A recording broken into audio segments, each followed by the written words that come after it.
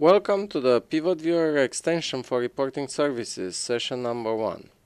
In this video, I'd like to show you how to install the product. I have here a machine with SharePoint 2010 and Power Pivot, and I'll go to my blog to get a link to the download bits for PivotViewer extension. I will download, save them on disk, and unzip them to a directory. I skipped the whole download process. We're done. We unzip the bits. Very important, you need to go on the PowerShell script that we shipped, right click, save properties and unblock it. The problem is that we forgot to sign this, and it's going to be fixed next version, but until then you need to explicitly unblock it. So let's get going. We need to start command prompt as administrator. Go to that directory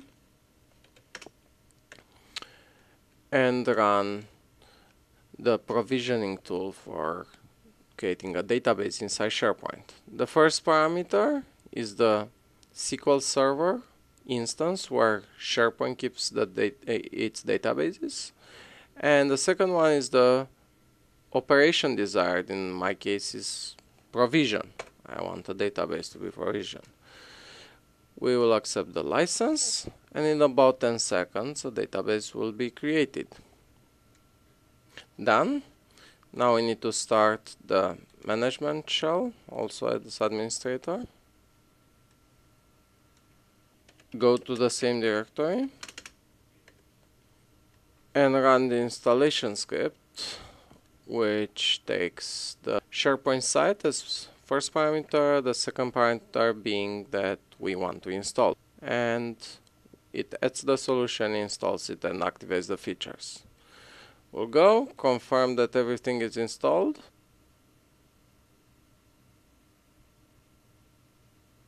and this is done by seeing the BI collection administration SharePoint list being created. This is the place where you'll add your own applications. There is no application yet here, but luckily we shipped a tool that installs a sample application. Let's run it. Alright, I skipped typing the command line. Here's it. The first parameter is the reporting services web server URL, which you can get from the reporting services configuration manager, and for me it looks like it's Christianity report server _rs.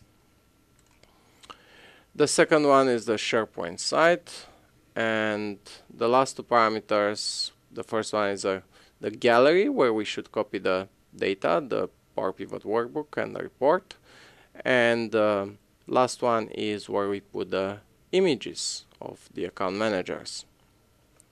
Is going to copy all of the data.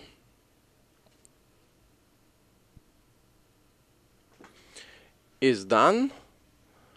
Now I can go and check again that the new library appeared. Indeed, it is here. And we see we have a workbook that describes activity of account managers, and we have a report for each account manager. We also see that inside the BI collection administration, a PivotViewer application has been provisioned for us. Now we need to process this application, generate it, and then we are good to go.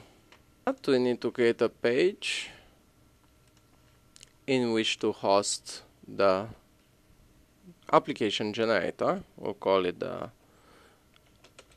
PivotViewer app generator. Right.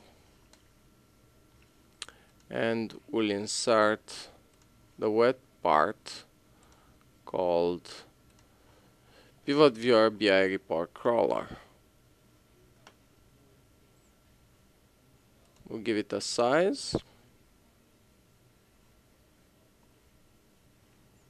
of about 500 pixels height and This looks good. Now we can save the page, and actually we are ready to crawl.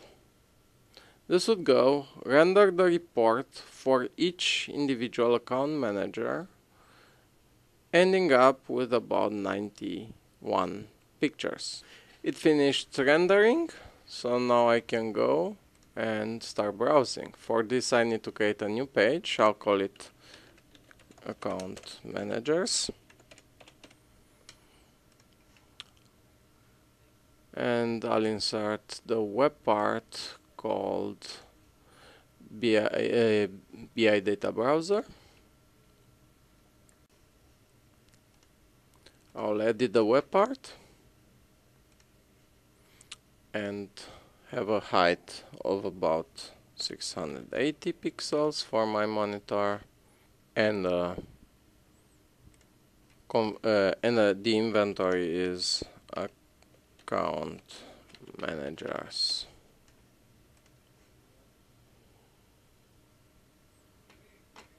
Now I can save the page, and this is it. We are good to go. We can go and sort by region, drill down, see it rendered by district, look at the people that have a higher gap, zoom into a particular person, and so on. This was it. Thank you.